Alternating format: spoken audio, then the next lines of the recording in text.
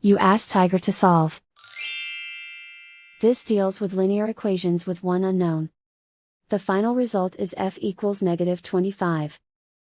Let's solve it step by step. Swap sides. Group all constants on the right side of the equation.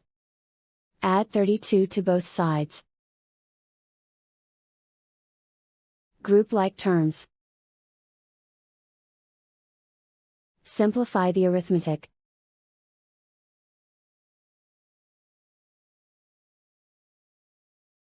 Isolate the f. Multiply both sides by inverse fraction 5 over -3. Move the negative sign from the denominator to the numerator. Group like terms. Multiply the coefficients. Simplify the arithmetic.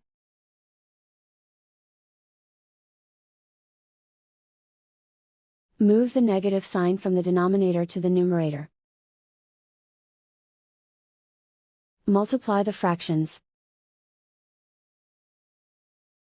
Simplify the arithmetic. And so the final result is f equals -25.